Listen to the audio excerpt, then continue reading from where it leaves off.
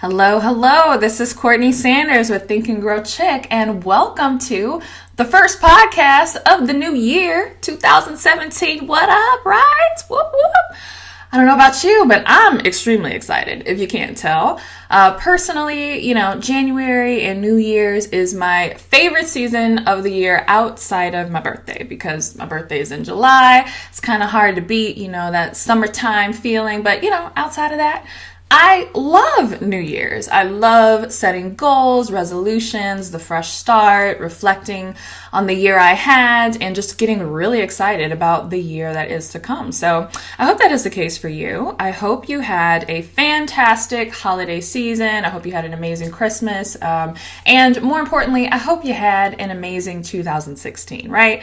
I hope that, the majority of the goals that you set, or at least some of them, that you were able to accomplish them, and that you are geared up to do even more amazing things in 2017. But I recognize that might not be the case for you. Hopefully, it is, but I recognize that it might not be, because unfortunately, as much as January and the New Year season can be a time of excitement and, hopefulness for many people, for others, it is a time of guilt, a time of frustration, and in a time of embarrassment, as they think back on the goals that they didn't accomplish. And perhaps, if you're listening to this, you might be one of those people who not only didn't accomplish your goals, last year in 2016, but maybe you didn't accomplish your goals the year before and the year before that. And, maybe you started New Year's resolutions in 2004, and, each year has not been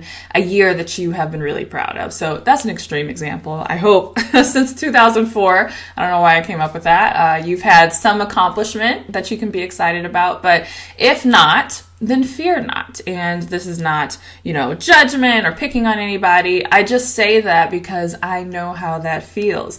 Once upon a time, your girl was in that spot. If you are new to Think and Grow Chick, maybe this is not only the first podcast of the year that you're listening to, but maybe this is the first podcast of mine ever that you're listening to. Well, I encourage you to go through the archives and, check out my story. But just in summary, how I even got started on Think and Grow Chick was because I was tired of being sick and tired every January, looking back at the year before and being really upset about the things that I didn't accomplish. So this whole Think and Grow Chick shebang got started in college.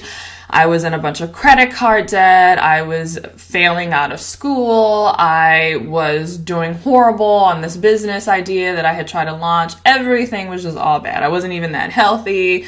I was on my natural hair journey. For those of you guys who are familiar with the whole natural hair movement, totally support it. And so I was on that journey too. So it was random. It was like all kinds of things I was trying to accomplish. I was trying to get my hair together, get my grades together, get my credit card debt together. I was trying to get my business together, trying to get it all. And I remember feeling really, really excited and saying yes, I'm going to do this. I had made the commitment that I no longer wanted to live my life the way that I was living it. I wanted to be successful. So I had taken the step that a lot of people don't make. I raised my hand. I said, hello, yep, me.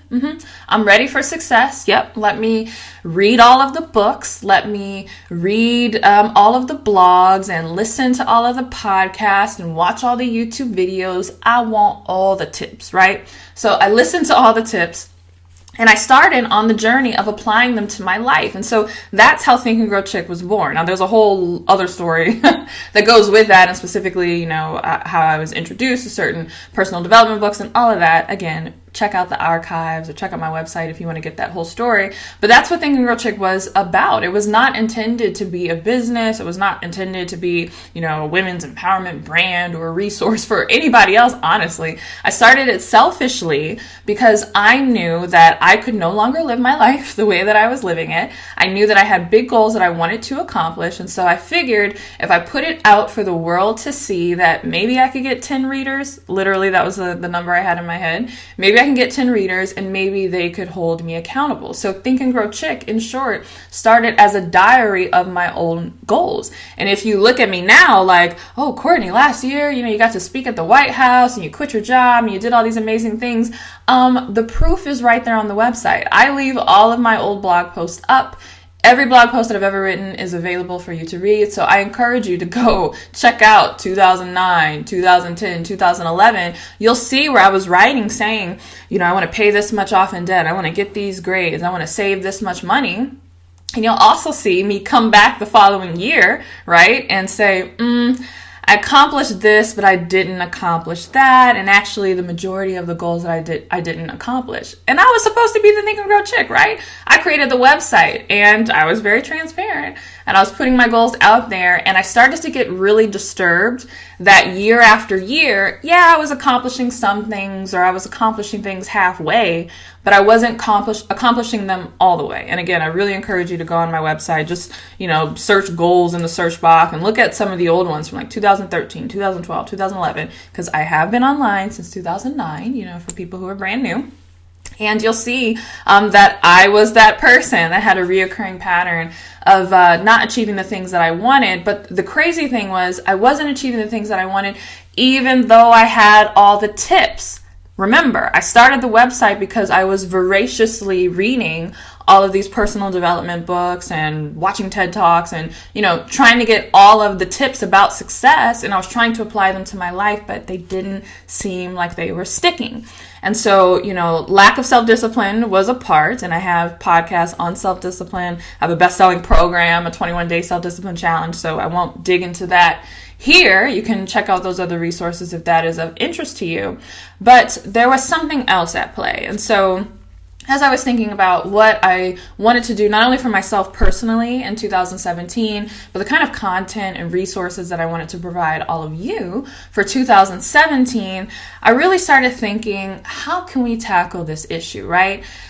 How can we tackle the issue of people having the information, but still not seeing the transformation in their day-to-day lives? I know I'm not the only personal development person you listen to. I know that there are a gazillion and one life coaches, business coaches, success coaches, whatever you want to call it. I know the self-help section in Barnes & Nobles or at Amazon is miles and miles long. And I know that there are a ton of resources, a ton of quote pictures on Instagram that you could be getting and that you probably are getting in your journey to really want to improve your life. So I'm not dumb. I know you've gotten the information either from me or from somebody else, but you might be struggling to really see that come to fruition in your life. And so it's like, what's the deal? Why do I keep creating these resolutions every year, and why do I not accomplish them? And so as I started thinking back to my own journey and how I really got out of that rut and got out of that place where I was setting goals all the time and I wasn't accomplishing them, I started to think about what I was doing differently. And again, self-discipline was a big factor in that. And I talk about that in previous podcasts. So you definitely have to develop the self-discipline. But I think even before the self-discipline, or maybe it's attached to the self-discipline, there was something else that happened. And in order to accomplish your goals, you have to really decide and develop a success practice. You really have to develop a routine or mindset where you are literally practicing excellence. And if I could think of anything that I think is the main reason why people don't accomplish their goals year to year, I think it's because people are thinking in terms of yearly goals. I know that's kind of weird, it's like, well, that's the point, right? New Year's resolutions for the year. And yes, you want to have deadlines and goals and things that you're trying to accomplish this year. But success and excellence and creating the things that you want to create in your life is truly a lifelong pursuit. So yes, you can have goals and even deadlines, but you have to be committed to the act of getting better itself. And getting better and being excellent cannot be tied to a goal or deadline. You essentially want to pursue excellence for its own sake. And it's only through that pursuit that you accomplish your goals on the way. You really have to develop a practice where you literally practice success. So just as someone would practice basketball or practice speed reading or practice baking a cake, you have to practice success on a daily basis, not to accomplish a goal, but to do it for its own sake and to do it just for a commitment to the lifelong pursuit of excellence. So think about people who are lifelong athletes, right? We all admire, their physical capabilities. They can run super fast, jump super high, throw the ball super far. We admire their bodies, like, oh my goodness, look how ripped he or she is. They've got like a 16-pack abs.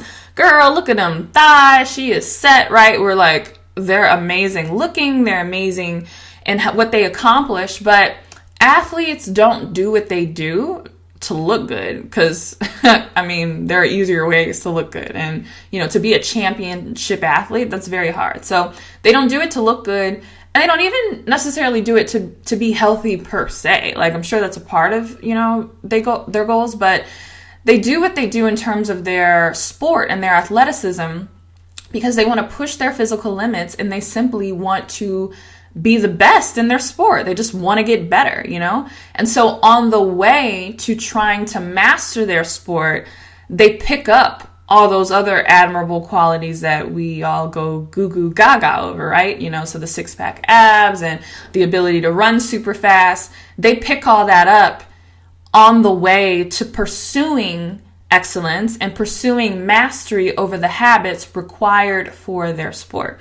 And so for you, for this year and really for the rest of your life, you want to treat your life the same way. So get this, your life is your sport. Seriously, if you never thought that you were an athlete, maybe you didn't do athletics in high school, maybe you didn't do sports in college, well, now's your chance. You're an athlete and your sport is your own life. And so like an athlete, you need to devote a lifetime pursuit to mastering your craft. And here's the catch. You never really truly master it, right? If you pursue excellence, or you pursue being the best, or you pursue success, it's one of those things that you never really accomplish, but that's the whole point. That's the best part about it.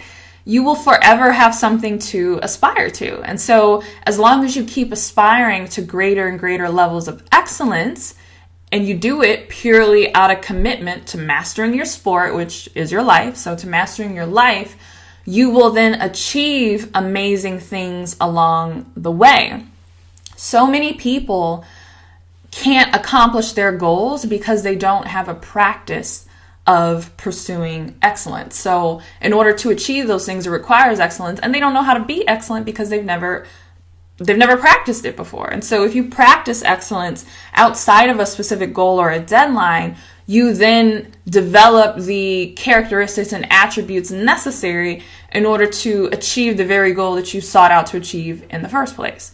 So am I saying that you shouldn't have specific goals or a deadline? Of course not, right? I'm the queen of setting a deadline and doing goals. And I actually posted on Instagram, I map out my whole goals for the whole year, but I take what I want to accomplish for the whole year. And then I ask myself, what would it take in order for me to accomplish everything that I wrote down in 12 weeks? And so in many ways, it's ridiculous. Like, some of the things might be impossible for me to achieve in 12 weeks. But if I commit to a 12-week deadline, I like doing that just because I end up achieving a lot of things a lot faster than I would have if I just told myself, oh, this is something that I'm going to work on, in April, or something I'm going to work on in July. When you set yearly goals, a lot of times there's certain goals that you in your mind put off to a later date within the year. And then the date comes and goes and you totally forget about it and you don't accomplish it. So that's just a side note. When it comes to deadlines, I actually like to shorten my deadlines because it allows me to do things faster, which is how I was able to quit my job relatively faster than what I thought that I was going to be able to do. But anyway, that's neither here nor there. I say all that to say that, of course, you should have specific goals. Of course, you should have a deadline. But here's the catch, and listen very closely to this, because when I realized that this was the key to the success I've created and the success I'm going to create, and this is the key to all success that I've seen everybody else that, I admire who are doing amazing things in the world, this is what it's based on. So here it is. You have to realize that you will never achieve those specific, deadline-driven goals based on what you do. You will only achieve them based on who you are. I'll repeat that. So all of these beautiful New Year's resolutions that you have written down in your beautiful $50 planner that you ordered online with all the amazing colored pens and markers and, all the stuff that you got to really memorialize what you're going to do this year, right? Everything that you put down on this year's vision board that your life is going to look like by December 31st, 2017, all of that stuff, it is impossible to achieve them strictly based on what you do. You will only achieve them based on who you are. And too many people are walking around here talking about, I'm going to lose 20 pounds this year, by going to the gym 4 days a week. Or I'm going to make 6 figures this year by adding this new revenue stream to my business. Or I'm going to whatever. Everybody's talking about what they're going to achieve based on what they're going to do. But they're not that person, right? You can't lose 20 pounds this year, even if you go to the gym 4 days a week, if you are not that person, if you are not the kind of person who is fit and who prioritizes your health. You cannot make 6 figures in your business by whatever, adding this revenue stream or creating this product or whatever, if you're not that kind of business person. And this is why so many people struggle with the same goal over and over again. This is why I struggled with all of my goals for years, for 4 or 5 years straight. And it was so frustrating because I was like, look, I love reading. I was at the library every week, seemed like every day many times. I was always listening to things, studying, going to different conferences or events or whatever. I had all the information. And like I said earlier, many of you have all the information. You follow all the people on Instagram. You listen to all the podcasts. You read all the books. So if it were down to something that you do, you would have already achieved your goals by now. You wouldn't be struggling with this. So you have to realize that inconsistency is a sign that you are trying to force yourself to do something that is incongruent with who you are. I will say that again. Inconsistency is a sign that you are trying to force yourself to, quote unquote, do something that is incongruent with who you are. And I know it's like, what? Seriously. You'll see that this is true when you think about the things that you don't struggle with, right? So hopefully, if you're listening to this, you've never struggled with taking a shower in the morning. You have never struggled with brushing your teeth every day before you go to work. You've never struggled with any of those things. You've never, struggled with hygiene, right? Because you are a clean person. Hopefully, you are a hygienic person. So you never had to write down flush toilet after you use the bathroom on your to-do list, right? That behavior flows effortlessly from who you are as a person. You're someone who values hygiene and being clean and not stinking up your office and not having funky breath. You never have to think about whether you're going to brush your teeth today. You just do it. Why do you do that? Because that's who you are. Those habits were born out of a commitment and a decision you made based on the things you value and based on who you want to be. So if you want to succeed, it's less about what you need to quote unquote do per se. You literally have to change who you are. You have to mold yourself. And that takes practice. It takes literal practice. It takes daily evaluating what am I doing? Is it consistent with where I want to go? Am I being the kind of person who achieves these results? And if you are, if you aren't, you adjust your behavior accordingly. This is why so many people fail year after year on their goals. It's because they jump out of the gate trying to do things as someone that they have not trained to be. So would you ever try to win a weightlifting competition if you haven't trained to be a weightlifter? I hope not, because you'll probably break your back or at least get a hernia, and that's, not good. No one would do that, because if you want to win a weightlifting competition, you have to go train to be a weightlifter first. And so understand that when you say, I'm going to lose 20 pounds this year, or I'm going to save $10,000 this year, You are basically trying to win a competition. But get this, you're trying to win a competition against yourself. Literally. So back to my early example. If your life is a sport, every sport has at least two competitors, right? For the most part. And so if your life is a sport, realize that who you are competing against is yourself. There are two versions of you, two yous, duking it out to win the race of your life. And so the you, quote unquote, that won last time by keeping you from your goal, and the you that wants to do better this year and actually save that $10,000 or lose that weight or whatever, those are like two competing forces in your own body. And so people are failing because they never realized that they were in a competition to begin with. They thought that it was just about doing the right steps. I just got to sign up for the gym membership, right? I just got to file the LLC. You don't just wake up and quietly do what it takes to save $10,000 or whatever your goal is. In addition to doing the steps, you have to realize that you have an opponent, and that opponent is you.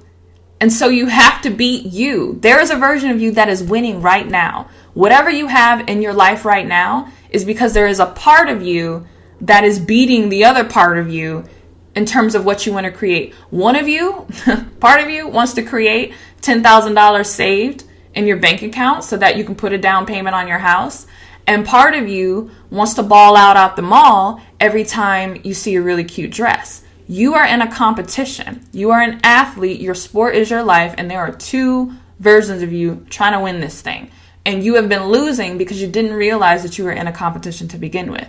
And that version of you, you want to know which version of you is winning? Look at the results of your life. Whatever results you're getting are results that one of you has fought for, right? So the part of you that is not disciplined, the part of you that, just spends however you want to spend, the part of you that doesn't check your bank account for weeks at a time, the part of you that never tracks your spending, that part of you has got their drain the bank account game strong, right? And they're beating the part of you that wants to save $10,000.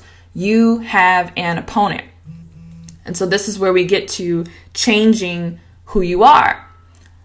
So in addition to doing what it takes to achieve the goal, right? So setting up the budget, setting up automatic transfers to your bank account or whatever, if we're talking about this goal of saving money, you also have to train yourself to be better than your opponent. You see the gap? Everybody this New Year's is running out talking about the things that they got to do. This morning I was like, do I want to go to the gym today? Probably not, because I know it's going to be jam-packed. So I'm like, how can I work out at home or do something different? Because I know everybody is going to be at the gym getting their memberships and talking to the trainers, which is fine. That's great. Everybody should have a gym membership. But most people stop there. They're so focused on buying the Nike shoes and getting the Lululemon pants and signing up for the Lifetime Fitness membership that they don't realize that in addition to eating the food and doing the workout, they have to train themselves to be better than the person they were last year. Ooh, preach to myself today. Sorry, get off my soapbox. But it's true. In addition to doing the steps, if this is a fight for your life, you have to train yourself to be better than your opponent, which was the person you were last year. If doing, quote unquote, what it takes was all it took, then everyone who signed up for a gym membership last year or opened a savings account or filed their LLC would have been successful. They would have, quote unquote, won their prize of losing the weight or money in the bank or success in their business or whatever. But they didn't win the prize even though they did the steps. Why is that? It's because they weren't better than their competitor, which was the other you. So the other you that likes to spend, more than they can afford to look good in front of your friends, or the you that will go to the gym but then will come home and eat ice cream because, you convince yourself that you deserve it, or the other you that can never get out of the house on time and is always showing up late to work. Yeah, that other you, she's a beast. And not only that, that other you currently is better than you at what she does because she's been doing it for a long time. That's why you've had the results you've had for a long time. So how does one, quote unquote, win at life and achieve their goals? The same way an Olympic athlete wins a gold medal. It's a lifelong commitment to training, not just training to do the steps or to do the swim strokes or to do the gymnastics, whatever, but training to be better than their opponent. So by all means, set your goals this year and, outline what you need to do. Okay, I need to sign up for the gym membership. I need to open up another savings account at Bank of America, whatever. But realize that, quote unquote, doing the steps, that's the easy part. Most people will be in the same position, unfortunately, this time next year as they were last year, is because they fail at the beating their opponent part. They don't get their weight up and train to be a better version of themselves than they were last year. They're so focused on the goal and the steps that they believe that they need to take in order to achieve it, they don't focus on the daily practice, the practice of success, the practice of excellence that is going to give them the capabilities they need to beat the other version of themselves in the first place. You know how difficult it is once you've made up your mind that you really want that chocolate cake. And you've rationalized, you've told yourself that you were really good, you went to the gym every day this week, and you'll eat healthy tomorrow, and you won't go to brunch this weekend, and you'll work out double. Like, you know the version of you that knows how to sweet talk you. We've all been there. We all are there. Like, we deal with that on a daily basis. I know I do. There's that little voice in the back of your head that knows how to sweet talk you, that knows how to tell you just the right excuse and just the right rationalization to get you off your game and doing something that you know you don't need to be doing, even though you set these goals. And so it's not enough for you to know how to save money. Like, it's not enough for you to know the mechanics of cooking healthy meals, or it's not enough for you to know how to use the weightlifting, whatever, at the gym. You have to know how to beat that sweet talker, that other version of you that's going to try to get you off your game. And the only way to beat that version of you, to quote unquote beat that other person, is to be so ingrained in your practice of success that you don't know how to operate any other way. Success is a habit, right? You just have a habit of getting up early. You just have a habit of drinking a smoothie in the morning. You just have a habit of eating healthy meals, and you don't get caught up in whether you feel like doing it or not, whether you're emotional about it. Like, all that other stuff falls by the wayside when you have a practice and you're committed to doing that practice every single day. So how do you become successful this year? If that's the real thing that's at play, if it's not so much the steps to accomplish the goal, but it's beating the version of yourself who kicked your butt last year and kept you from getting those results that you wanted to achieve. How do you win? You win by developing a success practice. And so you're going to have to ask yourself, based on everything that you want to accomplish this year, don't just ask yourself, what do I need to do, right? Oh, I need to run on the treadmill for 20 minutes. I need to whatever. Ask yourself, who do you need to be? What kind of emotional state does a person who doesn't struggle with those things, what kind of emotional state do they have? Or when they are tempted and they do have that voice in the back of their head that's telling them that it's okay to eat the chocolate cake or whatever, how do they handle those moments? What kind of standards does that person have? What do they feel is completely unacceptable to them? I remember I mentioned on another podcast a while ago when I was talking about standards, which is totally related to this topic.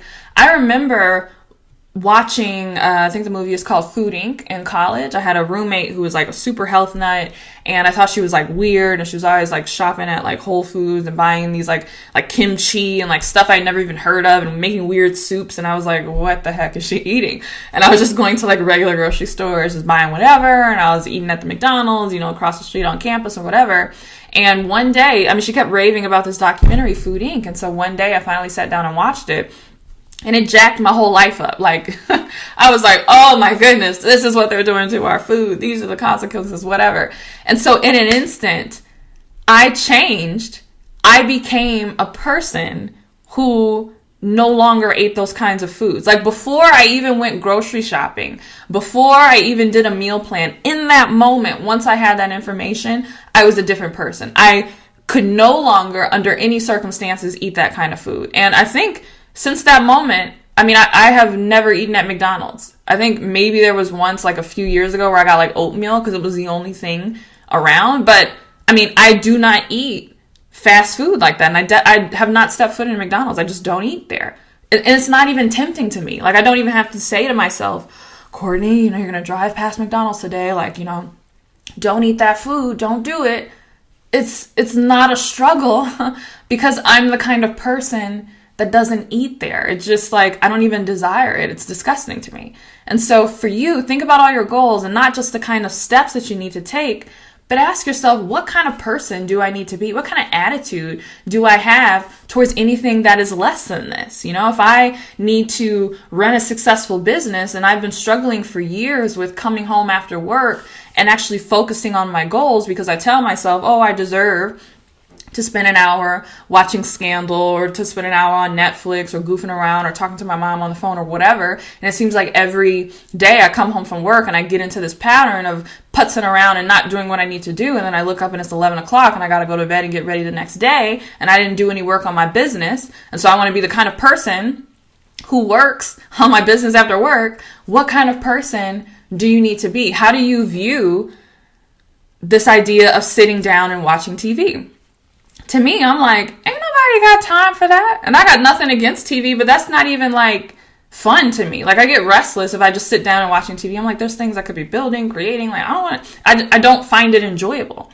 And so maybe you need to figure out what kind of attitude do you need to have in order to not be the person that is even tempted by the things that you're tempted about. So it's a deep concept. Like I'm giving a high level view, but in short, that's really what people are struggling with when they can't find, you know, what they need to find in order to achieve their goals. And so that's what I mean in terms of inconsistency. Like you do something for a few weeks and then you fall off, and then you're in the gym and then you fall off, and it's this up and down roller coaster. Inconsistency is a sign that you have not adopted the standards as a person. Like you have not become the kind of person that achieves the goal you're trying to achieve. You are stuck being the person you are currently, or being that past version of yourself, and you are trying to take steps to achieve a goal based on that past version of yourself, and it's impossible.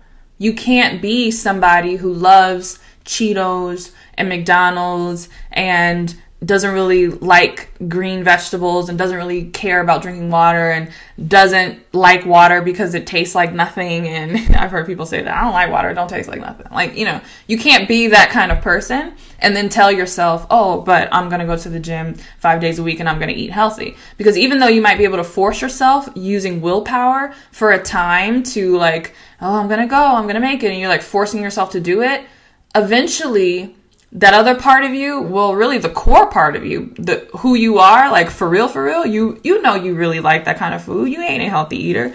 Who you are is a person who doesn't like that stuff. So that person is going to break through eventually. And that's what we see as inconsistent. We're like, oh, I'm so inconsistent. I don't know how to keep it up. You're never inconsistent about things that are congruent with who you are as a person, which is what we talked about with brushing your teeth and stuff. Like you never struggle with that because it's totally within who you are. And so if you're struggling with something, it means you have not adopted it from your core yet. You haven't decided to become that person. And so you have to decide to become that person first and then do the actions second. And then once the actions are truly aligned with who you are, then you'll be able to create results. And so if you're like, well, how do I become that person? That's where practice comes in. That's where practicing every day being that person, right? So really give yourself some time. You know, people want to jump out in January and immediately conquer all these goals, but maybe spend January just figuring out what your practice is going to be like. You know, what does it look like to be the kind of person who gets up at 6 a.m. every day and writes in their journal? Like, what does that practice look like? And so instead of berating yourself, you know, starting January 1, you know, through whatever, because you're struggling to get up that early and do that kind of thing, just try it, watch yourself, notice the excuses that you tell yourself, notice where you falter, and then like an athlete, make an adjustment. You know, if Michael Phelps gets in the water and he doesn't swim at the speed that he thought he was going to swim at, he doesn't berate himself and say, oh, I'm quitting. This is stupid. I knew I could never break that speed or that record. I'm never going to do this again. No, he just monitors himself. And, you know, this is why I say successful people always have coaches, because you can only see yourself in so many ways. You need somebody outside of you to be able to pick up things that you can't see for yourself. So between you doing a self-assessment and a coach or a mentor or a friend or an accountability partner or somebody viewing you from the outside and doing an assessment, you just do the action, or you try to be that person. You see where you falter, and instead of judging yourself for it, you just say, okay, what adjustments do I need to make? And then you practice that tomorrow. And so like an athlete, you're practicing every day until you become that person, and you've got it. And you're like, oh, this is it. I got it. It's in a groove. I've developed the habit. So I won't ramble, but that's the reason why people don't accomplish their New Year's resolutions year after year. And so if you do want to accomplish your New Year's resolutions, you need to focus less on what you do and focus more on who you need to be, the kind of person that you are, and then develop a practice that supports that. So I'm really passionate about this topic. I've been studying a lot about it. Once I realized that it was the key for me achieving success, and I see it all the time when I hear other successful people's stories, like usually they mention like some sort of turning point where in their heart of hearts, they decided to be somebody and the actions flowed from that. And so in January, I'm launching a totally free challenge, free month to help people really embed this and really get their consistency game up. So if you're not on my email list, make sure you join. Go to thinkandgrowchick.com/join. I'm going to be sending an email out in a few days that gives more information about this event, but it's going to be goal setting, free workshops. Like, it's going to be really amazing because I'm really, really committed to helping people make this year their year for real this time. For real, y'all. So if you want to be one of those people, make sure you're on my email list. Again, go to thinkandgrowchick.com/join. And then hopefully you're following me on social media, and just watch out for the announcements because I will be announcing it soon. So thank you for joining me on the first podcast of 2017. I hope you got something from it, and I will talk to you soon. Bye.